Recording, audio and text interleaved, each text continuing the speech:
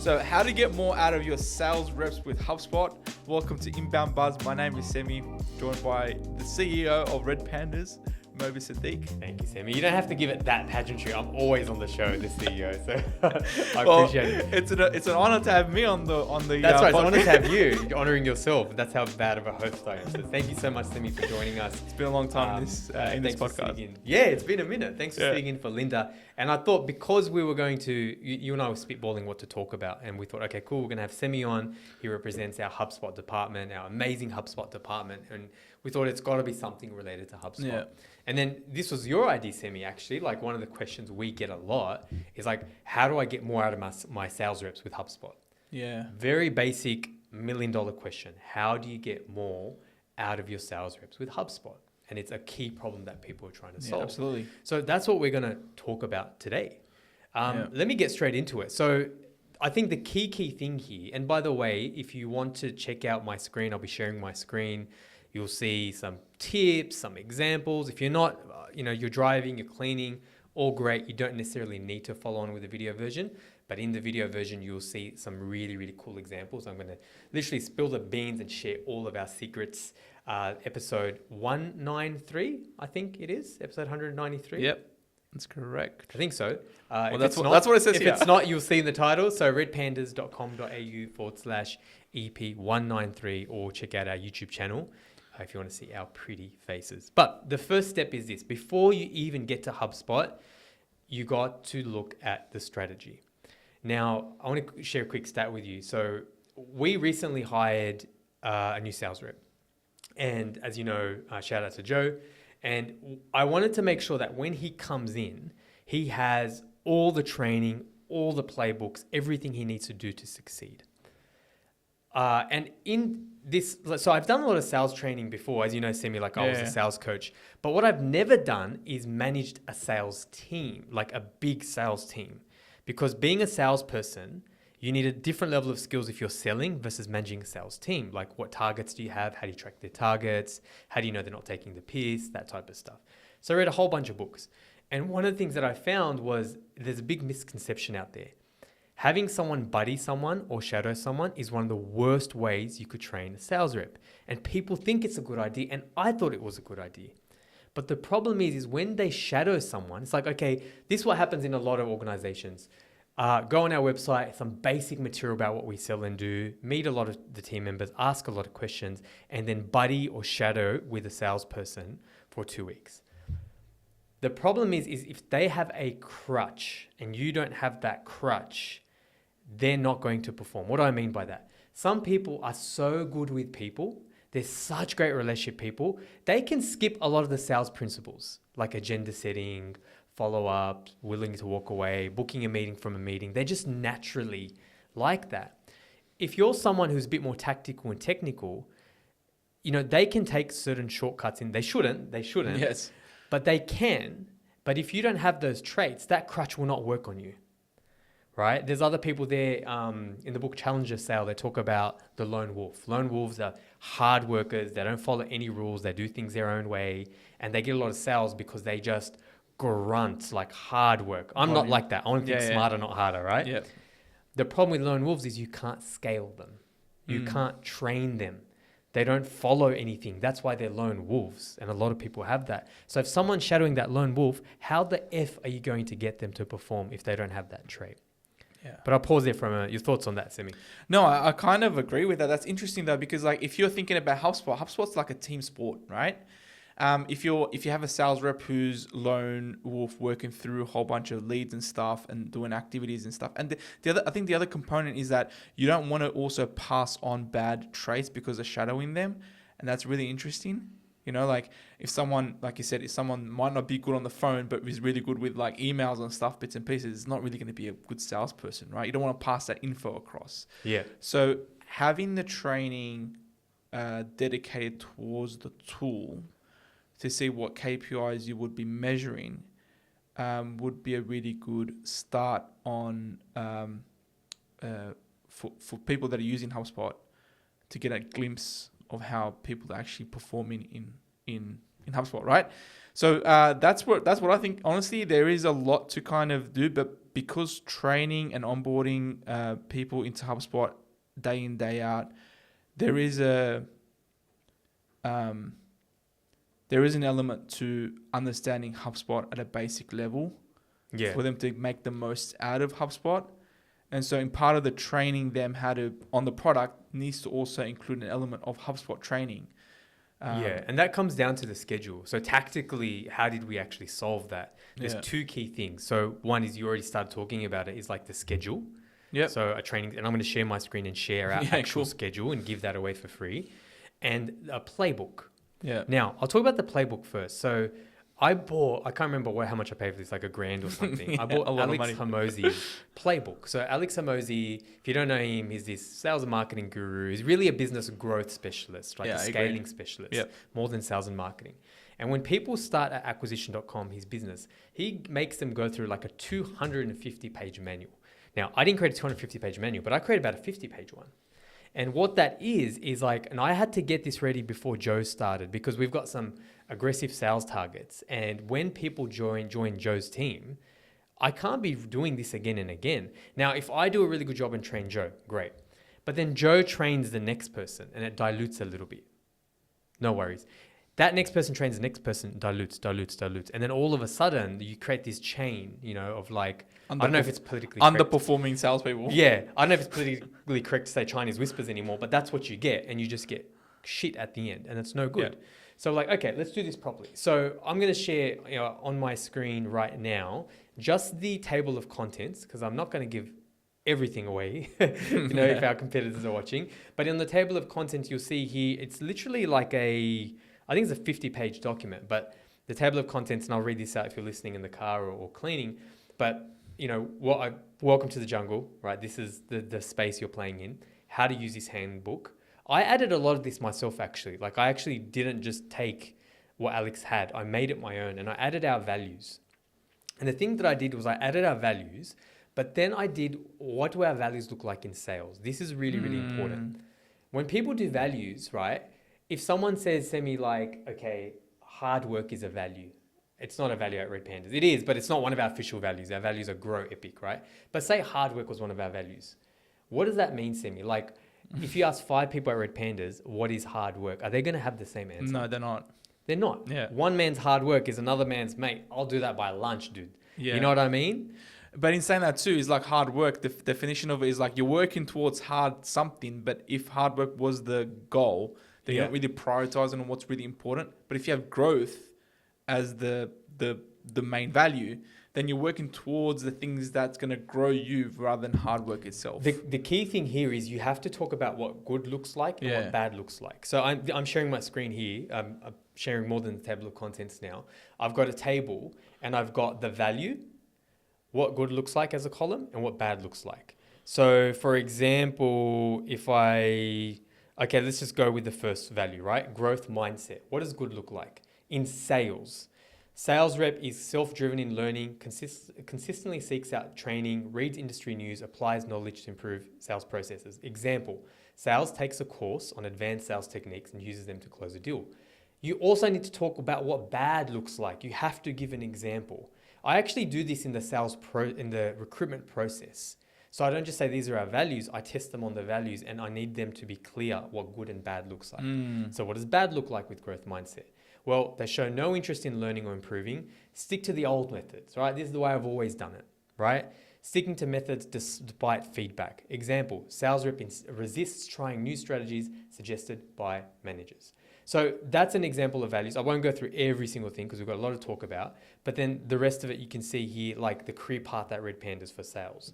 What we sell, a section on what we actually sell, the onboarding training schedule, which I'll reference, targeted outcomes of training. So by day, what does your first 14 days look like?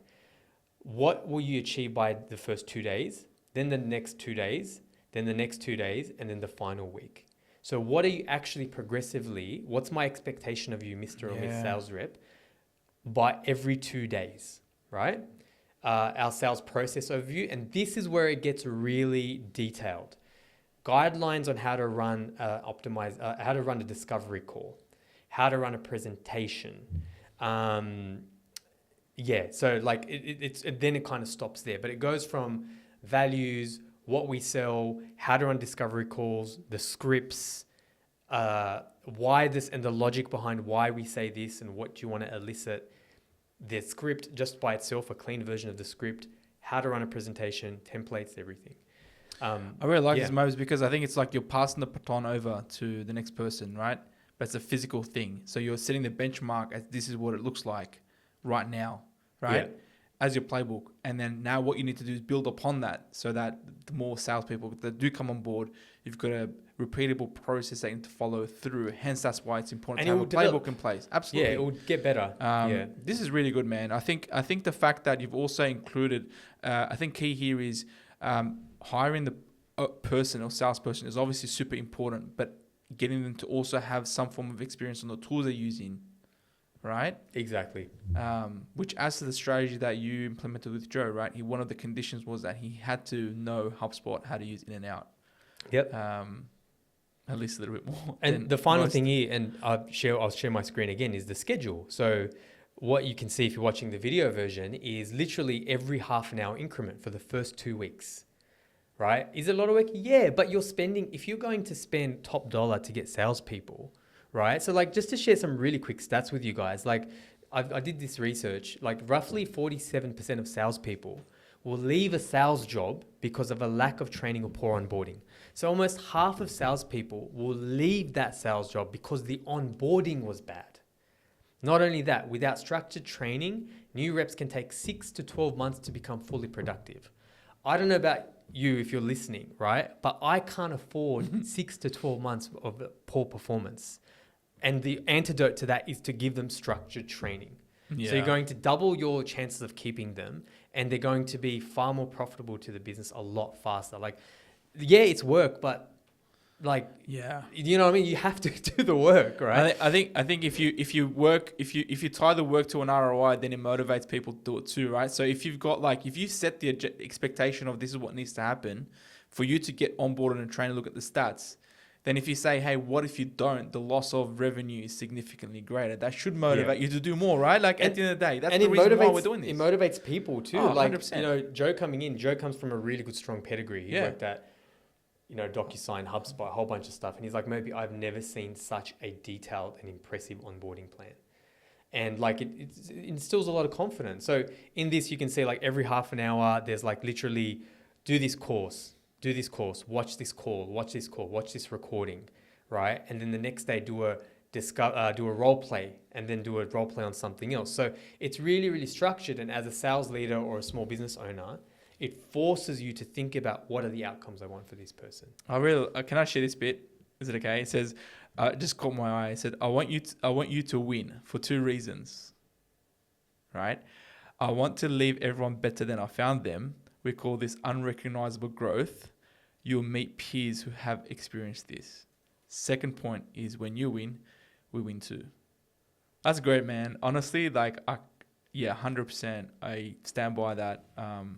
And just the context, definition of if you missed that, Semih just read out something from the playbook, That's right? correct. It's the opening letter in the playbook. So you're talking to humans here. Like and as a side tip too, and I'm glad you mentioned that, Semih, like you're not just like, okay, step 1, like you're speaking to freaking humans. Yeah. Make it human. I agree. So like a salesperson reads that day 1, they are jazzed. They're ready to go. They're fired up. We can lose track of the ROI component of everything. But yeah, I think it's important, like you said, to be able to bring it down to why it benefits them and why we should all win as a team.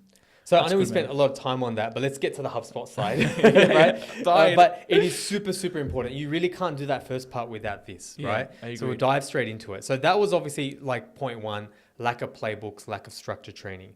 Point 2 is a consistent process. So at Red Pandas, when we have sales teams, like I know you do this, Semih, our HubSpot specialists at Red Pandas do this, is we try to, it's different for different clients, but as a general rule, we try to train the salespeople we're working with to do, whether it's 3 things every day, we want them to consistently look at 3 things or 4 things or whatever it is for that business. And as an example, we want salespeople every single morning before they sip their morning cup of coffee to look at 3 key things. And one is the sales dashboard, which we'll go over.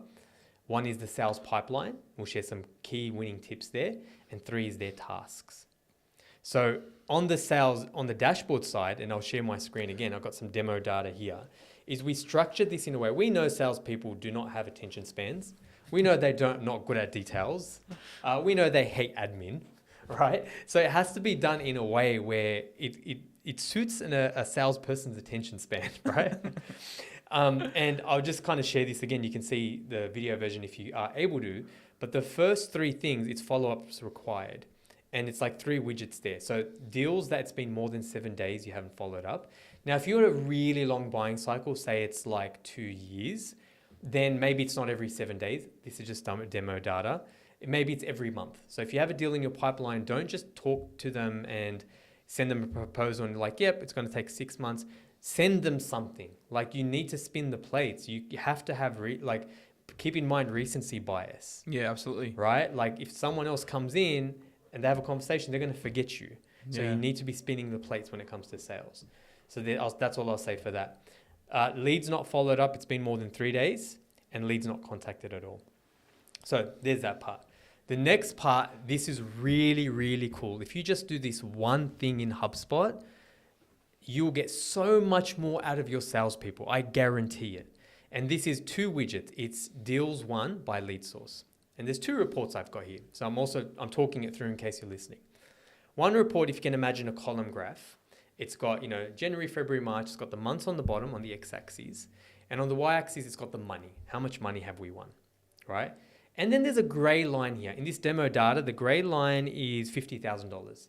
So that means that sales rep, and you can do this for one sales rep, the whole team if you want, but that sales rep has a target of $50,000 worth of sales. Per month. Yeah. There's a little gray line that goes across. Yeah. Then there's a column. So one column for every single month. Have we hit that? Have we not hit that? So in this demo data, this sales rep is doing really great. Exceeding expectations. Exceeding expectations almost every month. 130 grand, whatever. So you can see how they're going. But then also you can see where the deal source came from. Web, phone, SEO, Google Ads, etc., etc. Really cool stuff, right? That's that. I'll just pause there to let that sort of sink in. Your thoughts, Semih? Yeah, this is great. I think we do this pretty much for all our optimization projects too, because it gives you a clear single point of reference for you to see how everyone's performing, right? And also allows the business owners like yourself to then really hone in, okay, what is working this month? You can probably see some trends. What's working in terms of leads coming through, what's not working through that. You can probably see that info here, right? If we're seeing, for example, partner referral has gone up from July, if you're watching this, it's gone up from July into August. You can see that it's gone up, which means our partners referred us more this month. So you might want to reach out as a business owner to your partners, be like, hey, thanks very much for these leads, right? Yeah, that's right. But it allows you to then focus and get a real hands-on touch with your salespeople are doing, and be able to make some analysis on this, and that's decision making, right? Yeah, absolutely. Using data. And then right next to that on the dashboard, so on one side you've got the deals won by all lead sources, tracked against what their sales target is. Great. Like, people lose their mind once they start using this. That's one thing. Right next to it, the widget on the right-hand side is the pipeline created. Now, if you're not from a sales background, or maybe you call it something else, what that's referring to is when in sales, they often say, this is for like B2B long buying cycles as well, is for every $1 of sales target, you should be speaking to $2 to $4 worth of new business.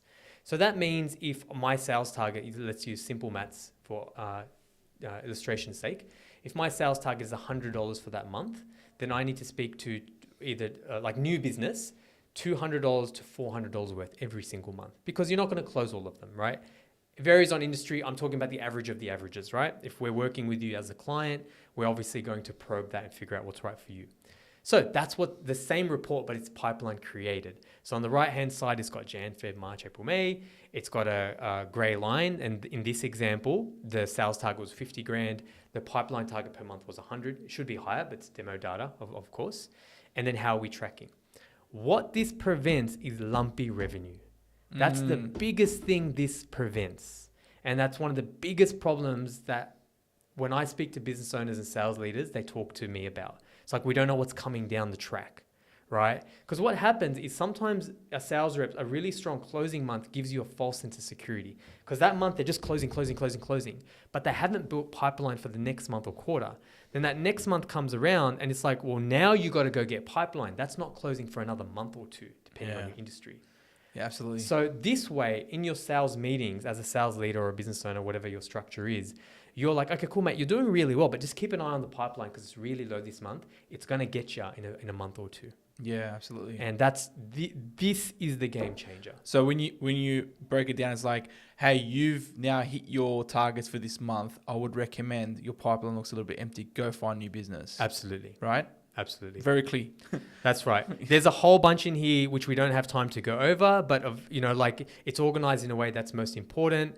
In this report, there's sales forecasts, and the last thing I'll end on is rep activity. So again, it will be a different report for the sales leader because they want to see their whole team, and then every sales rep should have the individual data. Mobs, I just want to point out something though. It's not about the volume of reports you have. It's about having more. It's about having reports that tell you more information about what your business does. Like we just spent like a few minutes on these 2 reports and we're able to decipher so much content out of this. That's right. Absolutely. Right? So it's not about having 99 dashboards. It's about having the most important information that you need to be able to do. And that's what we always challenge clients 100%. on. We're like, look, less is more. Good. And even in this example, like no 2 clients are the same. But I guess this is more about the structure. Like, okay, what activity do you need to do? So the follow-ups. Yeah. Your deals one, so how are you going? So every day the rep is looking at how am I going versus my target. Then you've got forecast, and then you've got rep activity, which is like calls, emails, meetings by day. So some clients want it, for the week, right? So Mondays through to Friday, how many calls, emails, whatever, SMSs is the rep doing, and how's that comparing against everyone else? We'll leave it there. This report has got so many more examples, but it is really a custom piece of work, and that's what we help clients with. Yeah, absolutely. I think there's a good point here because there's also so many different ways you can skin this, right? What type of activity actually meaningful activity. That's where you'll be able to use different parts of HubSpot to be able to provide that, like call and meeting types to go through that in specific details. So there's a lot in there that I think there is in there. I think there's one more thing that we kind of touched on, which is the pipeline stuff. Yeah, we'll end with two tips there because I think it's really powerful. Absolutely. And, absolutely. One of my favorite ones, I know you name it a little differently, is conditional logic in deal pipelines that we use to make sure that, I know you said in the beginning of the call, admin is not liked by salespeople. Salespeople don't like admin, right? But introducing like conditional logic at different stages of your sales pipeline really increases the ability to be able to collect that info per stage, right? Allowing you to get more accurate information. Yeah. A great example is, and we'll share this with the client. It's a shout out to you. You know who you are. We'll share this video with you. But a client of ours was talking to us yesterday where they're like, okay, cool. The reps will, for the amounts, right? So you create a deal. They'll put an amount when they create the deal. But of course, and this is a considered purchase industry we're talking about, of course, that's not going to be as accurate as 3-4 stages later because you're just sort of like, you're doing these ones, right? You're putting your finger in the air and trying to figure it out. So, let's say, for example, you create a deal and you're like, oh, look, 100 grand, whatever, right? Like roughly, okay? So let's actually, and that's why I call it different. I call it forced fields. No one else in the business does. But when I speak to clients, it makes sense because you force them to complete a field. Yeah. So you might have, opportunity identified and they fill in some stuff. When you have quote sent, right, force a field. They can't drag it into that because a pop-up will appear and it will say, update the amount. And then you update it. And then it will let you drag it, right? That's why I call it force field, but the official name is conditional logic. And that's a great little tip because, and also too, we do this very smartly. We don't want the rep to fill out everything step one because one, they won't, and two, they don't know. Yeah, just put on the key stages that you need to collect. What do you need to know at every stage? Right? Absolutely. A real simple one is like, as an example, if you lose the deal, close lost. So you can't move it to close lost unless you select the drop down reason why. Yeah. And you put a note. Super important. But that's one. The last tip here is a lot of people don't know this, and I learned this from you. This is your favorite one, actually. You had it, I just built up on it. So yeah. Yeah. No. Credit to you. You figured out. So what I'm talking about is, again, salespeople are lazy, right? And not only that, like they're busy. Let them do their thing. Like it's a really good idea. It's a really good idea to have everything in one screen, right? So like I said, in context, I want salespeople to look at 3 things every day. I want them to look at their dashboard, I want them to look at their tasks, and I want them to look at their deal pipeline. On their deal pipeline, they shouldn't have to click into the deal, then do one click, loads for 5 seconds, then look at, okay, what's the latest thing I've done and the next action. So what we did, I think I got to give Tasha credit for the first part, is she created on the deal record, right? So you've got all your deals and you've got all your stages and your swimming lanes. She created a field called snapshot. And what that snapshot is, okay, this is the summary. So for example, next step, spoke to client on the 13th of the 1st, which is my birthday. Great meeting, need to send proposal next week. Yeah. Right. So it's a snapshot right away without clicking into the deal. With all your deals in one view, you can you can scroll down. Okay, this is what I did last. This is what I got to do next. Amazing. Now, where you took it to the next level, which is really cool, Semih, which I loved, is you created a workflow because the problem was that every time you'd overwrite the snapshot, it would overwrite it and you'd lose the note. So Semih did this really cool thing where every time you update it, it creates a new note so you don't lose the old one. Yeah. It literally creates a new note and timestamps it when you created it, which is an efficient/lazy, which sometimes is the same thing, way of making the sales rep jobs easy, the sales leader's job easy, and having everything in one view. Yeah, absolutely. I think it also ties to the last activity because it shows that you've actively done something against this deal. So when you look at your dashboard, you'll be able to filter based on that, right? Yeah. There's a lot it does with it, so which is great, man. So we'll leave it there. Obviously, this is what we specialize in. If you need help with your pipeline, if you need help getting more out of your sales reps or optimizing HubSpot, that's exactly what we do. And we specialize with long buying cycles, B2B, training the sales team with HubSpot. Training, reporting, all of that nice stuff. Then definitely reach out. redpandas.com.au. But final thoughts from you, Semih, before we wrap it up. No, thanks for having me on board. I know Inbound is a really special podcast. It's been going on for years, and there's a lot of value that you would take out of every episode. So it's going on for that long that we don't even talk about inbound stuff anymore. Yeah, I know. But I can't change the name now. Thanks, guys. We'll join you again for another episode of InboundBuzz. Thanks for listening to InboundBuzz. Learn anything? Return the favor by spreading the word. Want to make your mark in digital? Need help with your digital strategy, inbound, and marketing automation efforts? Then visit redpandas.com.au and be sure to tune in next time for another InboundBuzz hit.